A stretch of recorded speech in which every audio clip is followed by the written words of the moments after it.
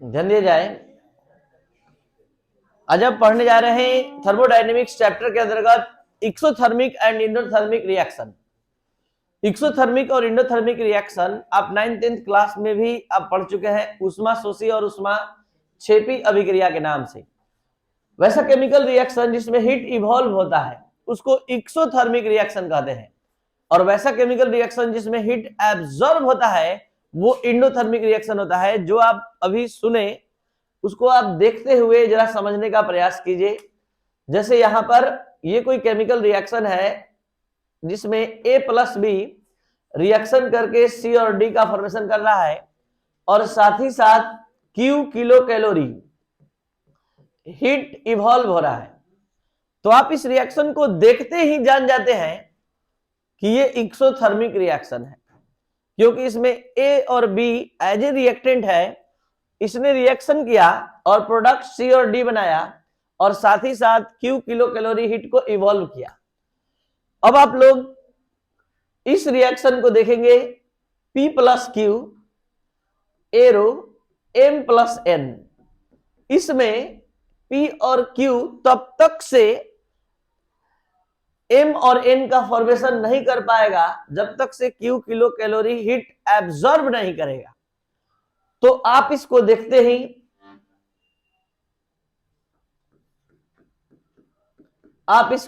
ही समझ जाते हैं कि यहां इस रिएक्शन में रिएक्टेंट प्रोडक्ट तब बना पाएगा जब Q किलो कैलोरी हीट को एब्जॉर्ब करेगा।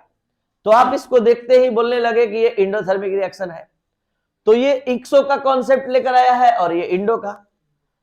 तो वैसा केमिकल रिएक्शन जिसमें हीट इवॉल्व होता है उसको एक्सोथर्मिक, और जिसमें हीट एब्जॉर्ब होता है इंडोथर्मिक। अब जो चीज हम बताने जा रहे हैं जरा ध्यान देंगे। आईयूपीएससी के कन्वेंशन के अनुसार, आईयूपीएससी जो इंटरनेशनल लेवल पर केमिस्ट्री का एक संस्था है, जो जिसने एक रूल बना दिया है कि आप हीट गेन और हीट लॉस को हमेशा लेफ्ट हैंड साइड में एरो से पहले रिएक्टेंट के साइड में रिप्रेजेंट करेंगे। तो आप ही बताइए, जब रिएक्टेंट के साइड में लिखना है हीट गेन और हीट लॉस को, तो इसमें तो है दिक्कत, इसमें है, तो इसको हम उठाकर यहां ला देंगे। क्या दिक्कत है, ला दिए -Q। तो -Q जो हमने लाया, यहां ध्यान दीजिए, -Q हमने लाया, ये अब कॉन्सेप्ट वही है, बस हम इसको इधर लाए तो माइनस में हो गया। अब यहां से हम रूल बनाने जा रहे हैं, और वो रूल क्या है कि हमेशा एक्सोथर्मिक रिएक्शन के लिए इंथैल्पी, चेंज इन इंथैल्पी का मान निगेटिव होगा, और इंडोथर्मिक रिएक्शन के लिए चेंज इन इंथैल्पी का मान पॉजिटिव होगा। तो इतना जानकारी आपको एक्सोथर्मिक इंडोथर्मिक का पहले से होना चाहिए। अब हम 11th स्टैंडर्ड के अनुसार एक्सोथर्मिक और इंडोथर्मिक को समझाने जा रहे हैं, ध्यान दिया जाए। 11th स्टैंडर्ड के अनुसार आप इस चैप्टर के कॉन्सेप्ट के अनुसार अगर एक्सोथर्मिक और इंडोथर्मिक को समझना चाहते हैं तो यहां एक टॉपिक पिछले लेक्चर में समझाया गया है, इंथैल्पी। और इंथैल्पी जो स्टूडेंट नहीं समझते हैं, बहुत इजी वे में रख लीजिए, कुछ नहीं। इंथैल्पी क्या, हीट है, हीट को ही इंथैल्पी कहते हैं, लेकिन उसमें कंडीशन अप्लाइड है। कांस्टेंट प्रेशर पर हीट का स्टडी होता है तो वो इंथैल्पी कहलाता है, और कांस्टेंट वॉल्यूम पर तो इंटरनल एनर्जी। यानी हीट का दो फॉर्म होता है, एक कांस्टेंट प्रेशर पर और एक कांस्टेंट वॉल्यूम पर।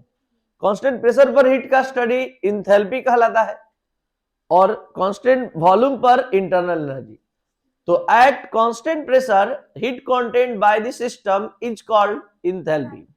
तो यहां हम बात करने जा रहे हैं इस रिएक्शन के दौरान इंथैल्पी का, चेंज इन इंथैल्पी का।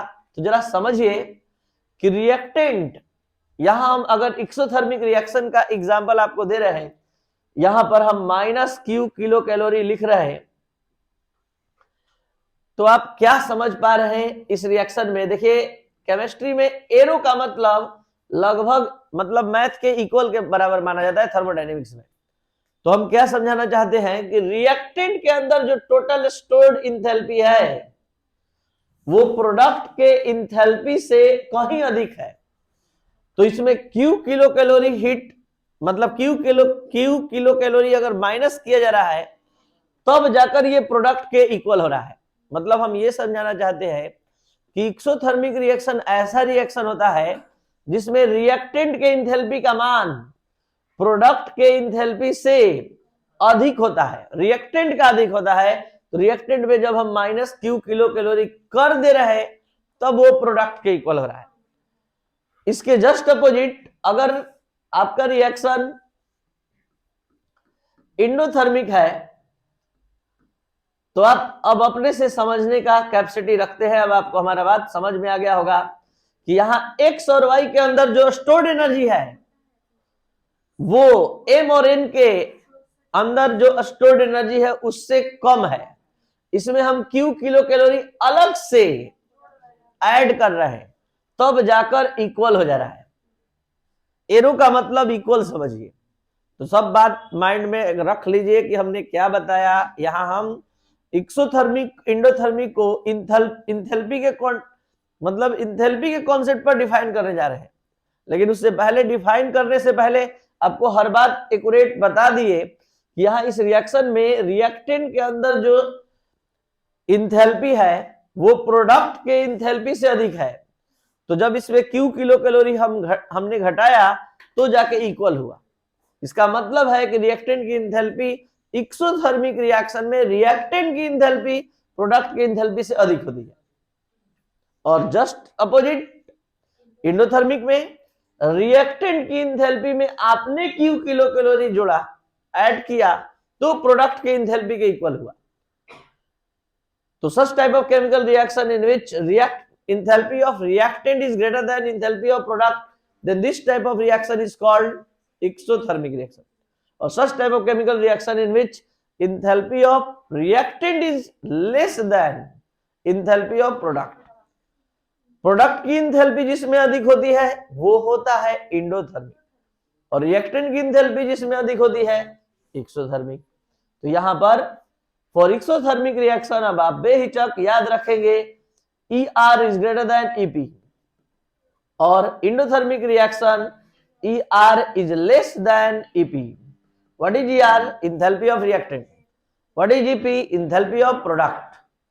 तो हमने एक्सोथर्मिक और इंडोथर्मिक को दो तरह से डिफाइन किया। Such type of chemical reaction in which heat is evolved is called exothermic.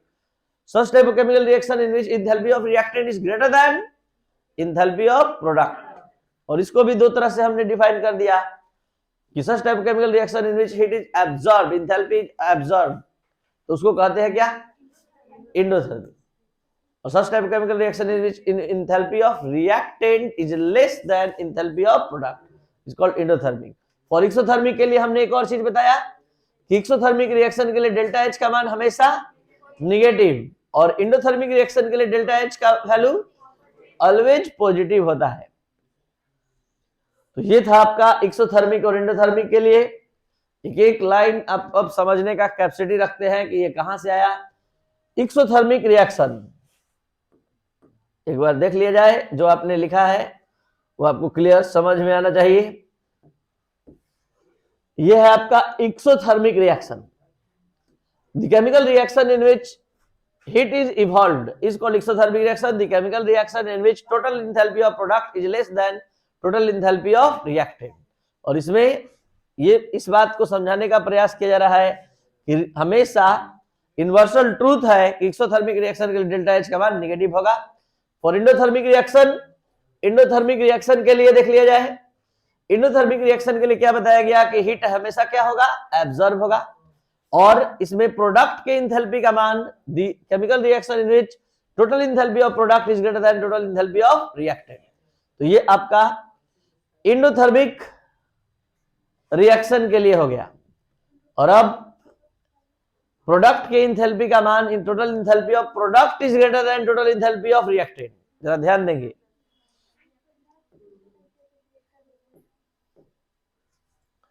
आगे स्टार्ट हो रहा है next topic, enthalpy of reaction. नाम से ही आप समझ गए होंगे इंथैल्पी ऑफ रिएक्शन का मतलब किसी केमिकल रिएक्शन के दौरान जितना हीट एब्जॉर्ब या इवॉल्व होगा वो कहलाता है इंथैल्पी ऑफ रिएक्शन। यहां किसी केमिकल रिएक्शन के संपन्न होने के दौरान जितना हीट एब्जॉर्ब या इवॉल्व होगा उसको इंथैल्पी ऑफ रिएक्शन कहते हैं। या इसको इस तरह से समझ सकते हैं, किसी रिएक्शन में 1 मोल रिएक्टेंट का आपस में रिएक्शन करके प्रोडक्ट बनाने में जितना इंथैल्पी में चेंजिंग होता है उसे कहते हैं enthalpy of reaction. The amount of heat evolved, the amount of heat evolved or absorbed when molar quantity of reactant react with each other। जब किसी केमिकल रिएक्शन में किसी रिएक्टेंट का 1 मोल आपस में रिएक्ट करे और जितना इंथैल्पी में चेंजिंग आए बस उसी को कहते हैं enthalpy of reaction. Enthalpy of reaction depends on the quantity of reactant or product. Quantity of reactant or product. Reactant or product. A particular reaction, for a particular reaction, the enthalpy of reaction is different at different temperature. किसी एक ही reaction के लिए different temperature पर enthalpy of reaction का मान different हो सकता है। नेक्स्ट टॉपिक है इंथैल्पी ऑफ फॉर्मेशन। एक बार फिर से इंथैल्पी ऑफ रिएक्शन आगे स्टार्ट करने से पहले क्या हमने बताया कि किसी केमिकल रिएक्शन के दौरान 1 मोल रिएक्टेंट का आपस में रिएक्ट करके प्रोडक्ट में कन्वर्ट होने में जितना इंथैल्पी का चेंजिंग होता है उसे कहते हैं enthalpy of reaction. Enthalpy of formation क्या होता है? इंथैल्पी ऑफ फॉर्मेशन नाम से, टॉपिक के नेम से आप क्या समझ पा रहे हैं? किसी भी सब्सटेंस के 1 मोल का, ये सब्सटेंस है आपके सामने एसिटिलीन, इसके कंपोनेंट एलिमेंट है कार्बन, हाइड्रोजन। तो किसी भी सब्सटेंस के 1 मोल का अपने कंपोनेंट एलिमेंट से फॉर्म्ड होने में जितना इंथैल्पी में चेंजिंग आता है उसे ही कहते हैं इंथैल्पी ऑफ फॉर्मेशन। गठन की उष्मा या इंथैल्पी हिंदी में बोलते हैं इसको। Enthalpy of formation may be defined as heat change when 1 mole of substance is formed by its constituent atom at अ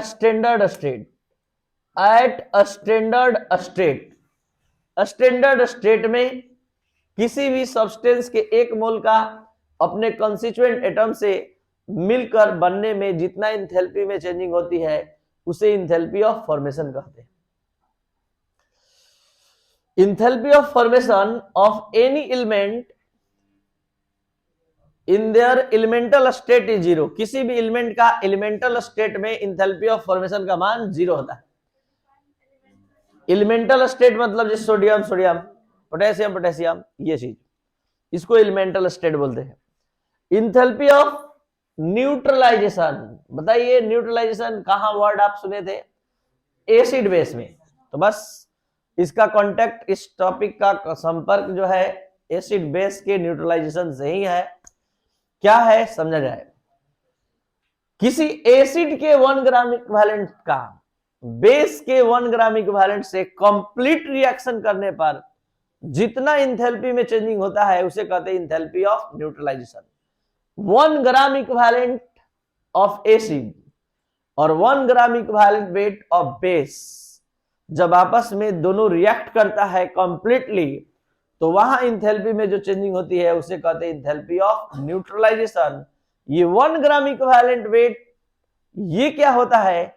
जिस तरह से आप सभी student 1 mole equal molecular mass in gram समझते हैं सब्सटेंस का, जैसे H2SO4 का मॉलिक्यूलर मास आप लोग जानते हैं, क्या जानते हैं? 98। तो इसको क्या बोलते हैं आप लोग? Molecular mass. और आपको बता दें कि मॉलिक्यूलर मास ही किसके बराबर होता है? 1 मोल के। और इसी तरह से मॉलिक्यूलर वेट के जैसा ही एक इक्विवेलेंट वेट होता है। आपको 12th क्लास में 2 क्लास आपको प्रोवाइड किया जाएगा जिसमें इक्विवेलेंट वेट किसी एलिमेंट का, मॉलिक्यूल का, आयन का, ऑक्सीडाइजिंग एजेंट का, रिड्यूसिंग एजेंट का एलिमेंट का, एसिड का, बेस का, सॉल्ट का, हर तरह से आपको इक्विवेलेंट वेट सिखाया जाएगा। फिलहाल शॉर्ट में इक्विवेलेंट वेट का फॉर्मूला, किसी भी सब्सटेंस का इक्विवेलेंट वेट निकालने का फॉर्मूला है, जितना उसमें डिस्प्लेसेबल हाइड्रोजन है, जितना उसमें डिस्प्लेसेबल OH है, जितना उसमें पॉजिटिव आयन है, उसकी संख्या से डिवाइड करने पर उस सब्सटेंस का मॉलिक्यूलर वेट कन्वर्ट हो जाता है इक्विवेलेंट वेट में। तो कितना आ गया 49। कहां से हमने कन्वर्ट कर दिया, इसको डिसोसिएट कर दिए, 2H प्लस और SO4 minus minus. Total positive charge कितना है, 1 नहीं है, बढ़िया से देखिए 2 है, तो 2 से डिवाइड करते ही कितना आ गया 49। तो आपको पता होना चाहिए कि 98 मॉलिक्यूलर वेट है H2SO4 का और 49 इक्विवेलेंट वेट है। ये 98 1 मोल के इक्वल होता है और ये 49 1 ग्राम इक्विवेलेंट वेट के इक्वल होता है। तो हम सब्सटेंस का 1 ग्राम इक्विवेलेंट वेट अगर एसिड का लेंगे तो बेस का भी 1 ग्राम इक्विवेलेंट वेट लेंगे और दोनों को एक सॉल्यूशन में डाल देंगे और तब आपस में वो रिएक्ट करेगा।